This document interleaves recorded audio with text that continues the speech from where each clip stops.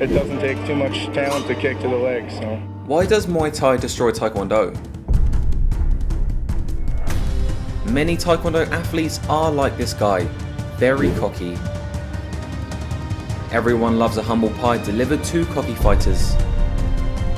Even kickboxing legends who love Taekwondo were once salty about Muay Thai. It doesn't take too much talent to kick to the legs, so. As you saw those jumping, spinning kicks that Rick was throwing and all the defensive ability, I think that's real talent, real talent. He is better than this fighter, but the rules just didn't allow him to win tonight. If Mike Tyson was a Muay Thai fighter, he would say that every Taekwondo fighter has a plan until they get kicked to the legs. But seriously, why exactly does Taekwondo fighters fail so hard? Taekwondo has some of the most epic kicks ever. Spinning kicks are spectacular, but most of the time, they are useless against Muay Thai legends. Imagine kicking these Muay Thai fighters just for them to smile back. Then, they simply march forward and proceed to destroy their opponents. Kickboxing more or less Muay Thai? It's the hardest. It's the hardest It's of all of them. more elite version of kickboxing. Yeah, because it's elbows. Spinning back elbow, And knees. And a lot of clinch work and a lot of dumping where they trip you and slam you to the ground. And they kick you on the way down too. It's a hard sport, man. It's just, you feel as hard as it comes. Just listen to Joe Rogan talk about this. He went through the exact same humbling experience. That was when I was like 19, 20. That was when I was at my best. When I was around 21, before I tried out for the nationals and I was going to try to make the Olympic team, that's when I was starting to box and kickbox, and I was losing faith in Taekwondo. I was realizing that I had a distorted perception of what I could do. Bruce Lee once said that someone who has been training boxing and wrestling for 1 year can beat up someone who has been training martial arts his entire life. I'll show you tough. This is certainly true against Taekwondo athletes. I was realizing Taekwondo is bullshit. But Not for you. It's incomplete. The Right. problem is it's incomplete if someone knows how to box. Even heavyweight Taekwondo champions can lose to lightweight Muay Thai fighters.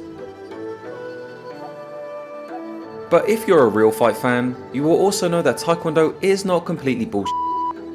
It does provide very good footwork and a spectacular kicking base.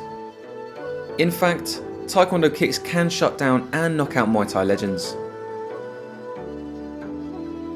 I would go to these kickboxing gyms. I could kick them so hard, they couldn't get close enough to box me a lot of the time. So I'd kick them in the arms, I'd kick them.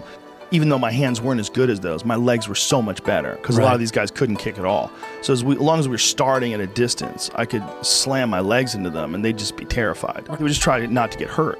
Most of the time though, even the best Taekwondo fighters get easily destroyed. This is because Taekwondo does not prepare people to get punched to the head or body in a realistic manner. This is where it gets into trouble against Muay Thai, kickboxing and MMA fighters.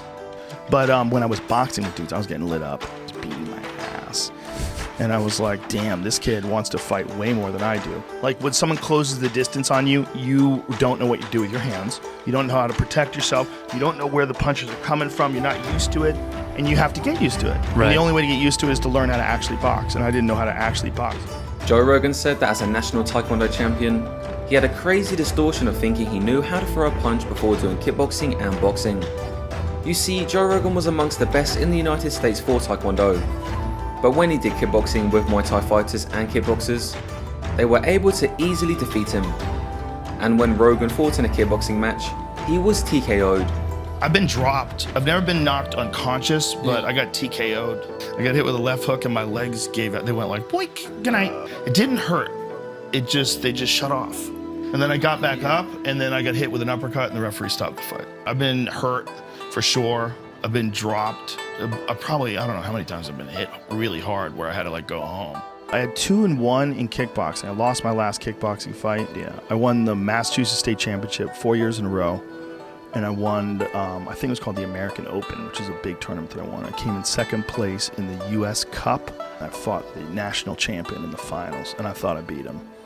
So, does Taekwondo really get destroyed by Muay Thai? And is it actually bullshit? More importantly, why do some Taekwondo fighters succeed while so many fail so hard? Fight fans, welcome back to another episode of Lawrence Kenshin Striking Breakdowns. In this episode, we give a complete case study of Taekwondo getting destroyed by Muay Thai. Then, we will give a definitive guide on how to make Taekwondo work in MMA. We will also show you Joe Rogan's kicks in real fights.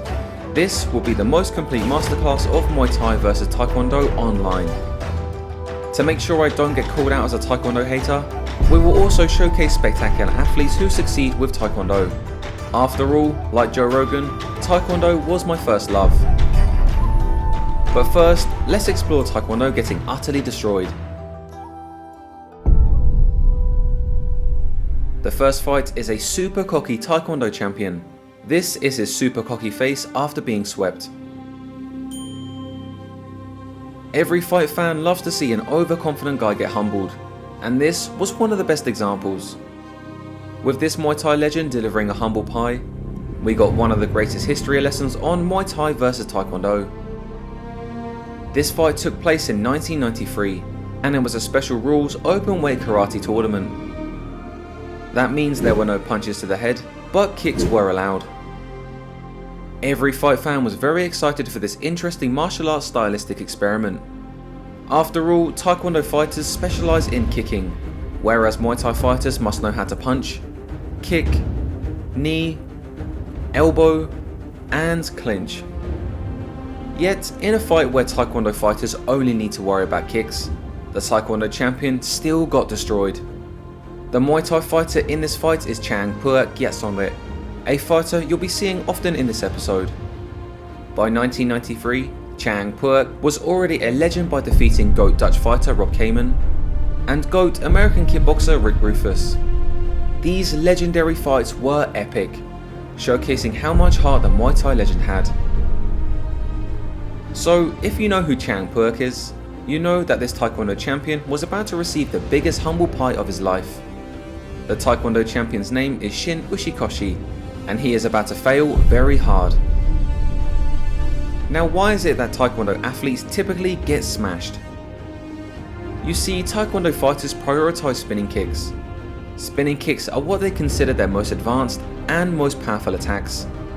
But in focusing on spinning kicks, Taekwondo athletes sacrifice what Muay Thai would consider kicking fundamentals. Simply put, Taekwondo athletes do not have the proper stance to deliver or take a heavy roundhouse kick. Lacking kicking fundamentals in Muay Thai and kickboxing fights makes their spinning attacks very high risk. While the spinning kicks can do tremendous damage if it lands, when it doesn't land, the attacker is left very vulnerable and off balanced. As you can see, right after the spinning kick, the attacker is in danger.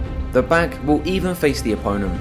This is why the Taekwondo black belt will panic every time he receives a hard Muay Thai kick. He is neither conditioned enough to receive the kick, nor is he in the position to take it properly.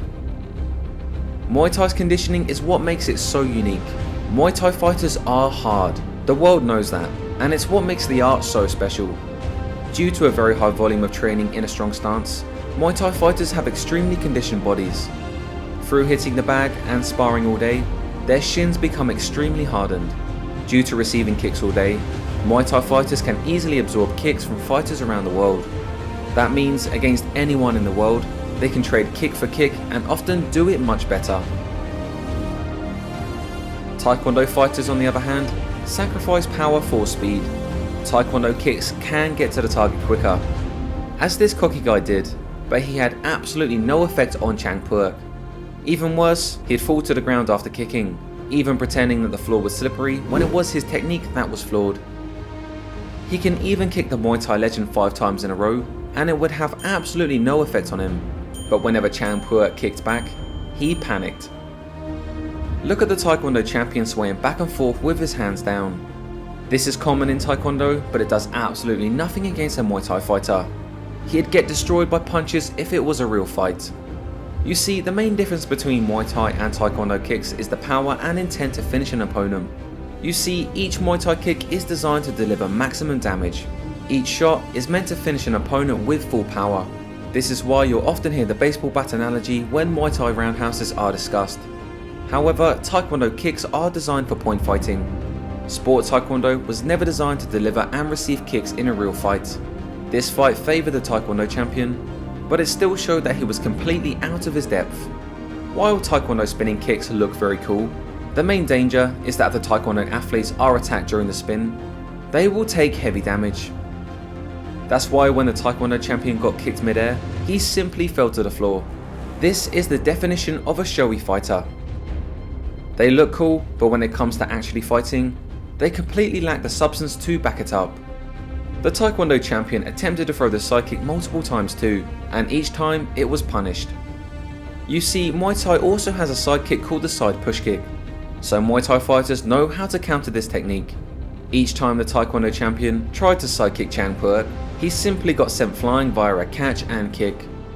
When the Taekwondo champion gets up all cocky and tries to do it again, the same thing happens again.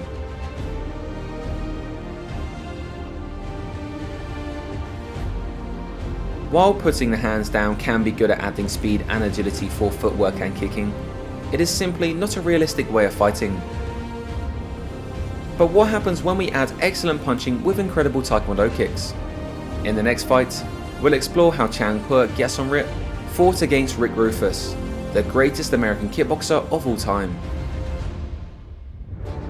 This is the Muay Thai versus kickboxing fight that changed the world of MMA. Starting out with Taekwondo training with his father, Roufus would go on to become an American kickboxing GOAT. Roufus even boxed professionally at a very high level. That is why him being destroyed by a Muay Thai legend, Changphuek, would forever change the global landscape of Muay Thai, kickboxing and MMA. At the time, the legendary Roufus brothers thought that it doesn't take much talent to kick to the legs. I don't think it takes much talent to kick somebody in the legs. As you saw those jumping, spinning kicks that Rick was throwing and all the defensive ability, I think that's real talent, real talent. Rick should have won the fight. He had the guy out. There's 3 major fouls. He is better than this fighter, but the rules just didn't allow him to win tonight. This fight showed that everyone has a plan until they get kicked to the legs 100 times by a Muay Thai fighter. Changpuek's legendary career can really be summarized with one quote: "Master the low kick and you will master the world."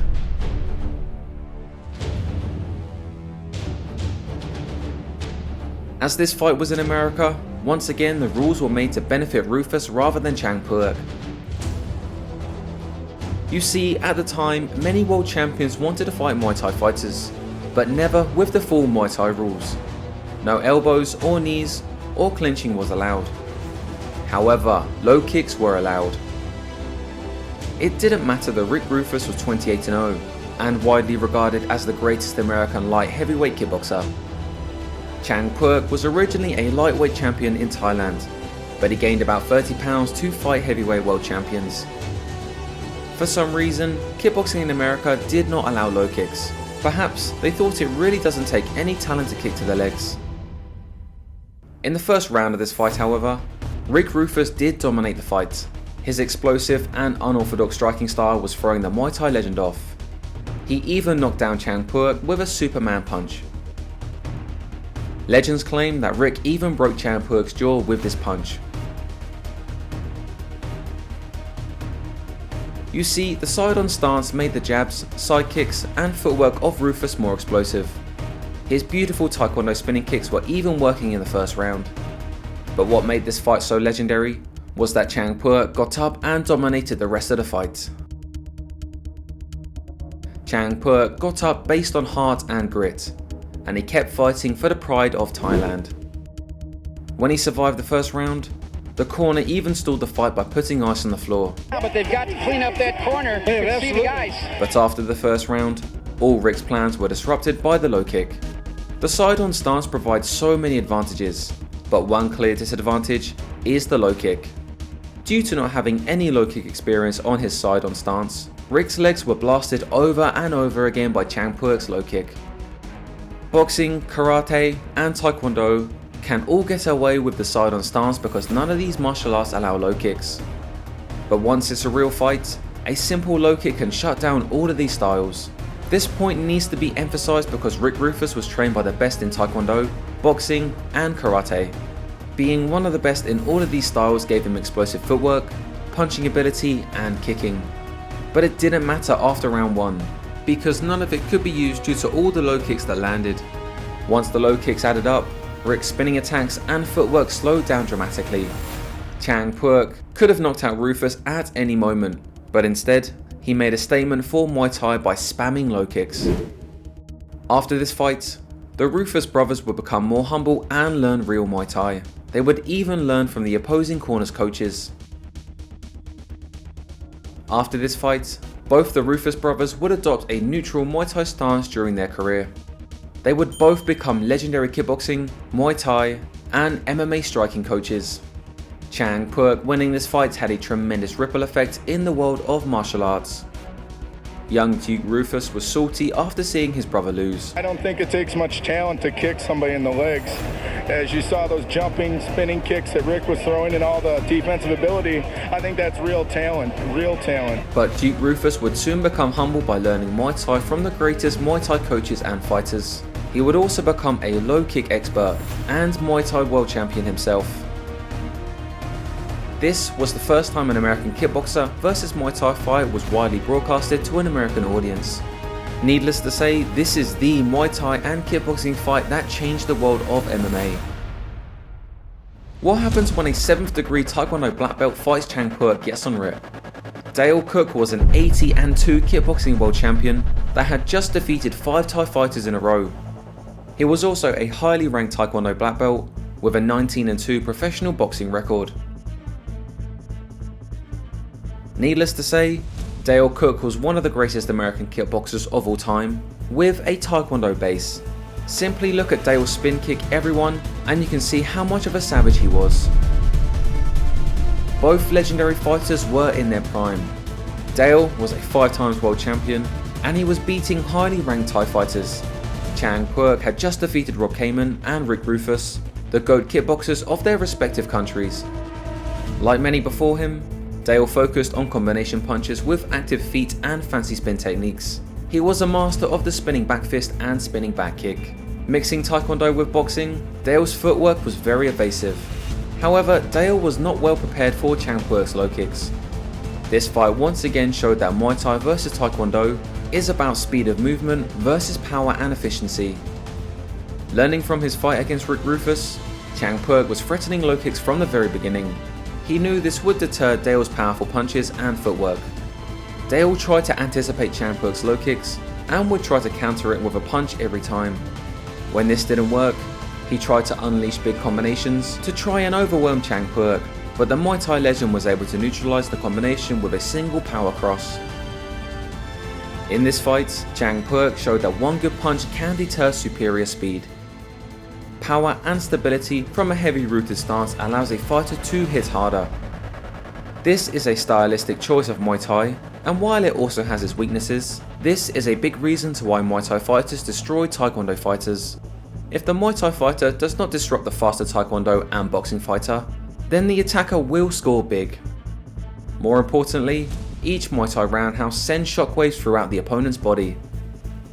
It produces a stunning effect, which deters movement and combinations. As noted earlier, these low kicks take away the ability to have a side-on stance which enables explosive in and out movement. In this fight, Changphuek threw both high kicks and low kicks every time Dale stepped in. This made him very hesitant to even fire off a jab, and even harder to get any spinning kick started. In this fight, the Muay Thai legend was in full control of the timing, rhythm, and distance. Changphuek simply picked which strikes he wanted to land throughout the fight. To finish the fight, he chose the big left hand counter. He dropped the great American champion twice with it.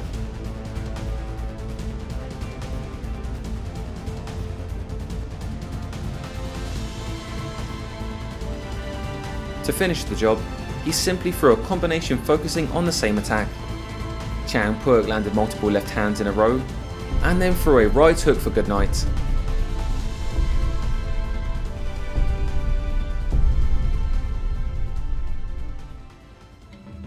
Isamu Hayami was one of Japan's best Taekwondo athletes, but when he fought a kickboxer named Takayuki Murosaki, he got demolished. One punch was all it took to send the Taekwondo fighter flying. Literally, he went flying.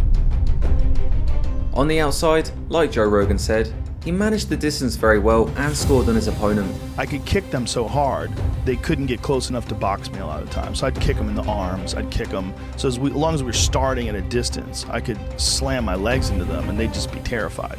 Like so many guys they would just try not to get hurt. There's no doubt that Taekwondo is excellent for footwork and scoring with kicks on the outside.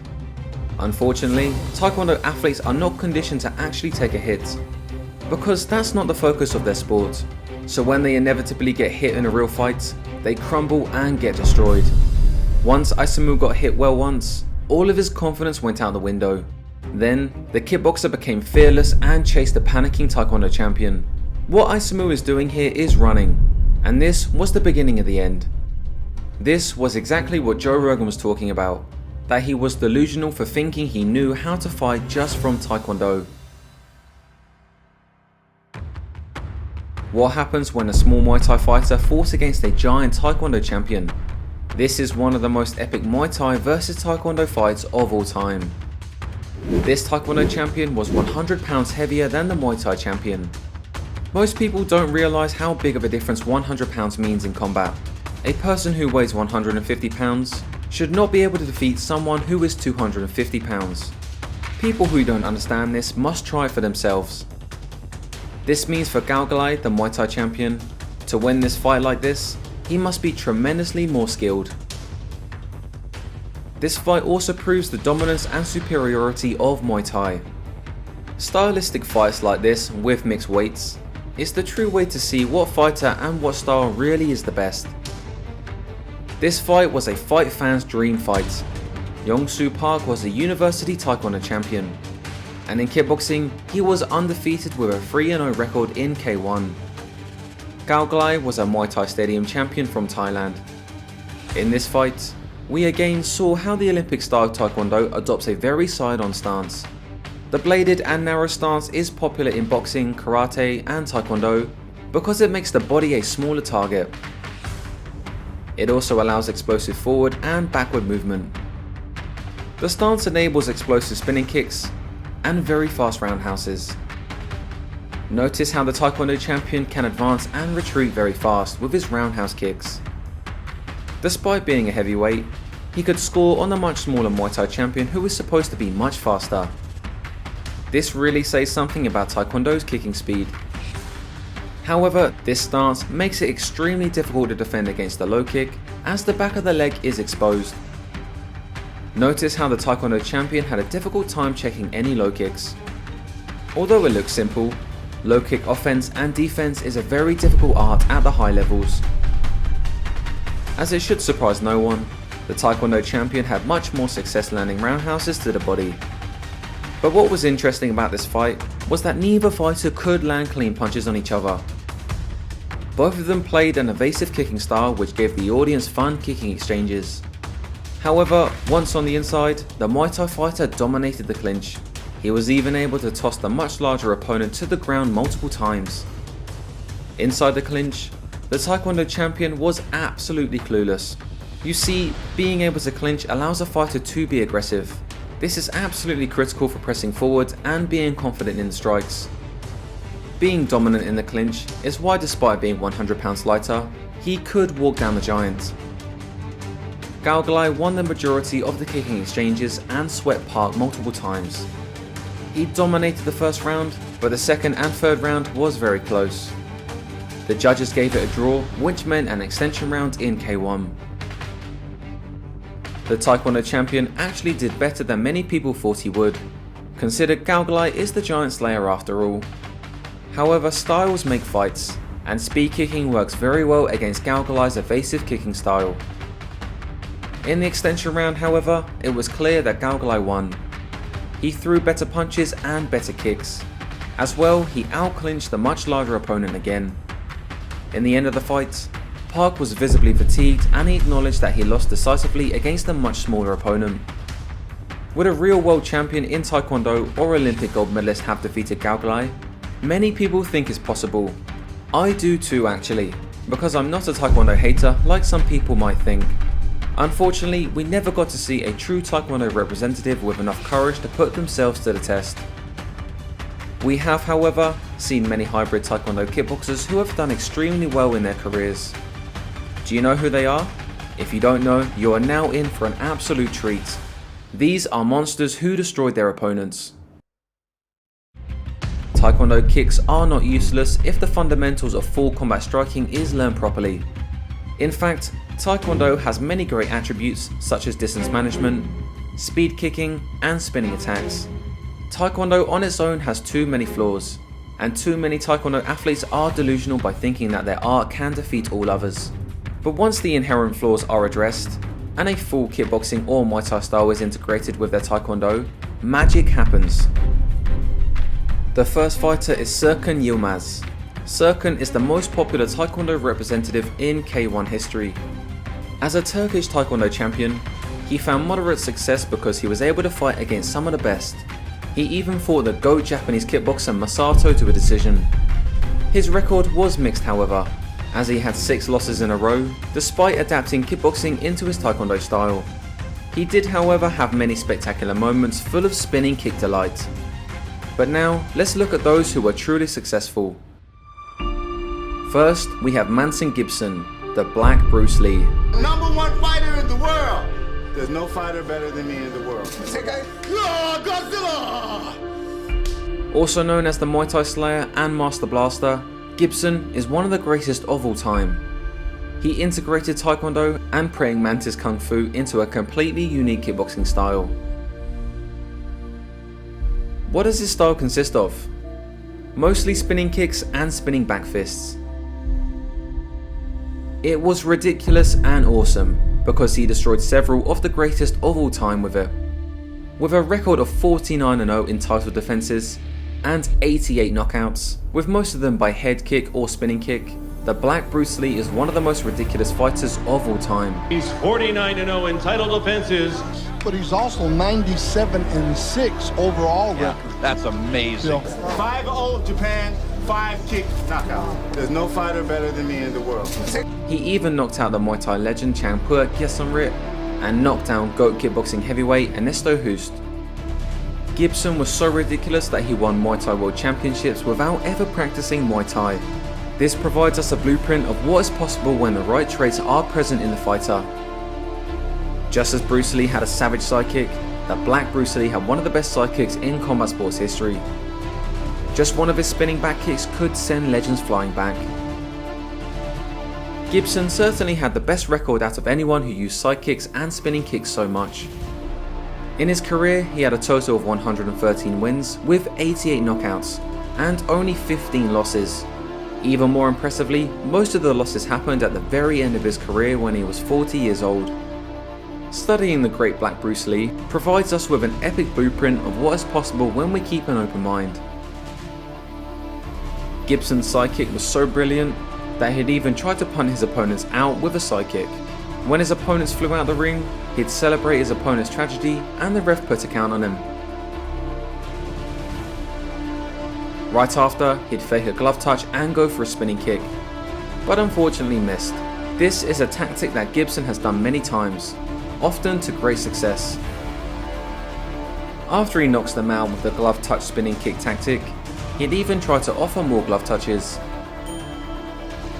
I know this turns a lot of people off, as it did with the crowd, but it's just something that comes with fighting Manson Gibson. As Bruce Lee would say, when you're talking about fighting as it is, with no rules, real fighting, well then baby, you better train every part of your body. But when he's not trolling, he is seriously the GOAT. He practiced spinning kicks 1 million times. The Black Bruce Lee was so explosively hard when he needed to be. He hit so powerfully that they called him the Master Blaster for literally blasting his opponents away with a kick. He was also like water, dancing and spinning around with grace, like a ballerina, something no other fighter in history has attempted against so many legends. Running water never grows stale, so you gotta just keep on flowing. I said, empty your mind. Be formless, shapeless, like water. Now you put water into a cup, it becomes the cup. You put water into a bottle, it becomes the bottle. You put it in a teapot, it becomes the teapot. Now water can flow or it can crash. be water, my friend. And that's exactly what Manson Gibson was. He can flow and he can crash. Gibson kept all of his opponents away with his explosive side kick. He'd even be able to kick them multiple times without ever putting his foot down. When he blasts his opponents away with a spinning kick, his opponents would literally be like, what the f***? He'll even spin multiple times until he hits his opponent. He knocked out many legends with his whirlwind techniques, including Kolban. He can even whirlwind into a left hook. But the most impressive is probably his whirlwind spinning head kick. So how is it that Manson Gibson made the Taekwondo style work when so many before him and after him got destroyed? Well, the most important factor is that he is basically the most explosive fighter of all time. This comes with a super hardened body. Like seriously, he can get nut-shotted all day and not feel a thing. He also has supreme confidence by being made out of iron and having crazy knockout power. This paired with the strengths of the Taekwondo style, such as the side-on stance that enables side kicks and spinning attacks, made him nearly unbeatable. What we can learn from the Black Bruce Lee is that all styles are possible when a fighter has all the right attributes for it. It's debatable whether Manson Gibson could have been even better if he didn't fight with the craziest style ever. Regardless, the Black Bruce Lee is the ultimate proof that Taekwondo can work when you're basically the hardest and most explosive fighter of all time. The next Taekwondo kickboxer to highlight is Ignacio Capllonch. With a record of 86-6, many consider Ignacio the greatest Taekwondo fighter of all time. He went 63 fights without losing a single time. Ignacio represents the ITF style of Taekwondo. He started training at 10 years old and won the world champions in ITF Taekwondo before transitioning to kickboxing and Muay Thai. In Argentina, ITF Taekwondo is the most practiced martial art, and therefore it has spectacular martial artists successfully transitioning to MMA and kickboxing. The Argentinian style of Taekwondo is super aggressive and the training there is hard. So it makes sense why it would produce a great kickboxer like Ignacio. Ignacio's Taekwondo is powerful with great timing and spectacular techniques. The success of Ignacio showcases that it's not always the martial arts, but how the martial art is trained and who the martial artist is. Unlike other Taekwondo fighters who transition to kickboxing, Ignacio can stand his ground and trade. However, he still kept true to his Taekwondo techniques. Ignacio would throw spectacular spinning kicks and the jumping back kick. He would also throw spinning hook kicks, tornado kicks, side kicks, and axe kicks. By combining the fundamentals of kickboxing with the techniques of Taekwondo, Ignacio became a complete fighter. Something you don't see from Taekwondo fighters is aggression. But because Argentina's Taekwondo heavily emphasizes aggression, fighters like Ignacio easily transition to kickboxing and MMA. You can see that Ignacio has no problem applying pressure, which makes him special amongst the Taekwondo fighters who try to transition to kickboxing. You can see that Ignacio uses a lot of standard kicking combinations, but when you add on unorthodox Taekwondo techniques, the Taekwondo fighter becomes very dangerous. This is an excellent example of Taekwondo working in real combat. However, Ignacio had to correct the flaws that came with Taekwondo first. This is often ignored by Taekwondo athletes who attempt to transition into kickboxing. Perhaps his greatest knockout was a two-touch spinning back kick. He would engage a tornado kick with a bladed stance first. Note how much distance he covers. As his opponent runs to the ropes, he would begin the knockout blow with a side kick. The two-touch spinning kick is best delivered when on the ropes. Then Ignacio delivers the spinning kick, rendering all sorts of blocking defense useless. Then there's Steve Vick, the Australian GOAT Taekwondo kickboxer. He has an incredible record of 88 wins and 8 losses. He's so good that they called him Wonder Kick. Vick was so legendary in the Australian martial arts circuit that the Muay Thai legend John Wayne Parr nicknamed himself Wonder Kick like his hero Steve Vick. Vick initially came from a Taekwondo background and was a top Taekwondo athlete in Australia. Eventually, he transitioned into full contact kickboxing, where he won a world title. He is one of the best Taekwondo representatives in kickboxing to date, proving that Taekwondo can work as long as there are modifications. The lead kick, side kick, hook kicks, and spinning kicks were all landed by Vick. Considered one of the best Australian fighters to ever compete, he retired as soon as he won the world title. Vick combined the style of Taekwondo with boxing at a time when Muay Thai was not popular in Australia. He proved that the fast and snappy chambered kicking style of Taekwondo can in fact work well in the ring. First, Vick dominated the national circuit in Taekwondo. Then, he dominated the semi-contact kickboxing circuit before moving to full contact kickboxing. Like other Taekwondo fighters who successfully competed in kickboxing, Vick uses the long range to snipe his opponent with Taekwondo kicks.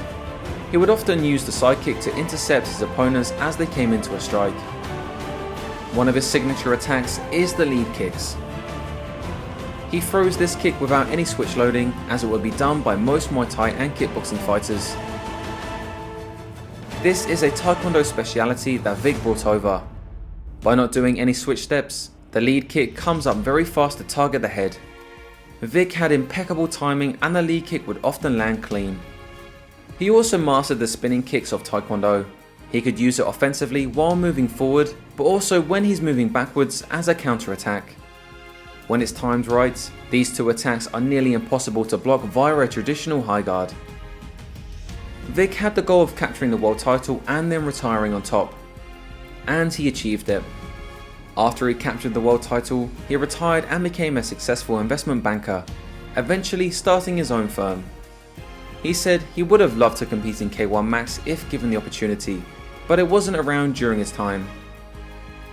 Of course, this video would be incomplete without showcasing Rogan. Georges St-Pierre once said, "When I see someone do it the best, I learn from them." GSP considered Joe Rogan's spinning back kick the best he's ever seen. You see, even the GOAT respects Joe Rogan's Taekwondo kicking prowess. You know you have truly accomplished something when GSP is impressed by your performance. Rogan has trained with some of the best striking coaches out there, and they are all impressed with his kicking arsenal. Joe Rogan isn't just a BJJ black belt, he was the US champion in Taekwondo, and his Taekwondo kicks are as high level as anyone. When I first got into martial arts, the martial art I got into was Taekwondo.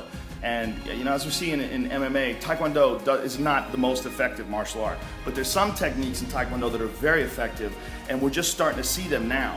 One of the big ones is the turning side kick or the spinning back kick. That's what a lot of people talk about. The mechanics of a great spinning back kick is split into two main actions.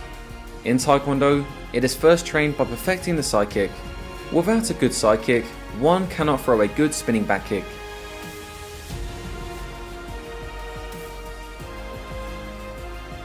Once the side kick is proficient enough, a turn is added into it. This turn adds a talking action into the side kick, which amplifies its power. Note the hip rotation and core rotation involved into the kick.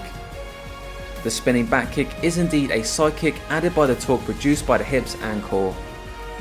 Using the heel to hit the target is ideal, as it is an extremely hard bone that can deal a lot of damage. It is perhaps the most powerful strike in all of striking.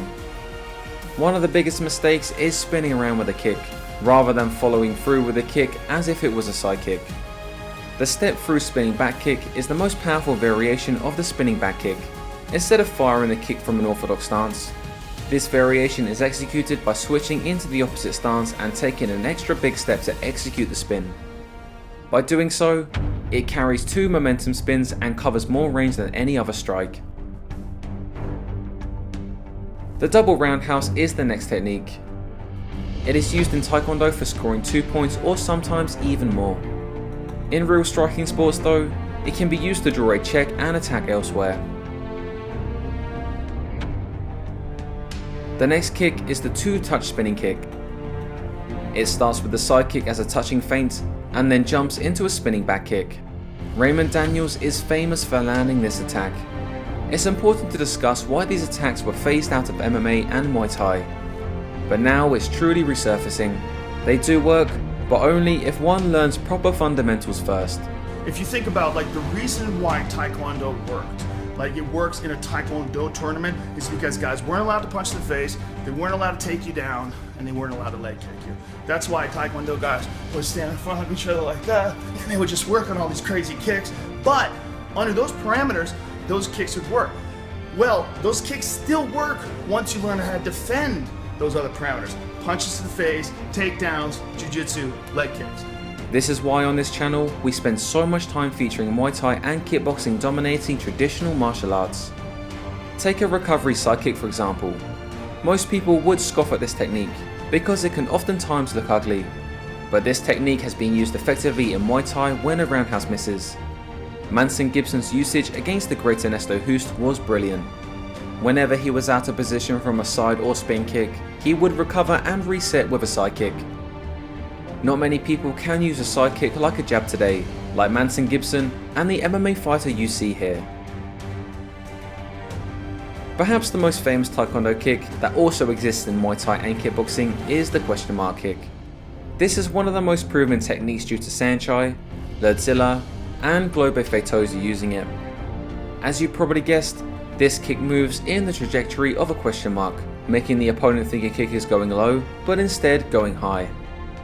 Probably the most aesthetic kick in Taekwondo is the tornado kick. It's one of the hardest techniques to land in full contact striking, but it is possible and it carries a lot of power. However, one attack has generated the most knockouts in Taekwondo, and that's the spinning heel hook kick. If this attack lands, it's got an extremely high chance of finishing the opponent. By spinning around with a big arc, the heel can carry the rotational torque and hit the jaw or temple. It doesn't land very often due to the accuracy it requires, but many Taekwondo fighters can land it. Out of all the common Taekwondo kicks, the quick lead kick is the most effective scoring technique in Muay Thai. For example, Buakaw and Lerdzilla have been able to score very quick points or even knockout with it. This kick doesn't require any setup and it fires straight from the spot. Most lead leg kicks require a slight switching of the stance to have any power, but if trained enough, one can generate good power with it too. What do you think of Taekwondo kicks in kickboxing, Muay Thai and MMA? Let us know in the comments. If you enjoyed this episode, the best way to support us is to watch another one. I'm Lawrence Kenshin and thank you for keeping our channel alive.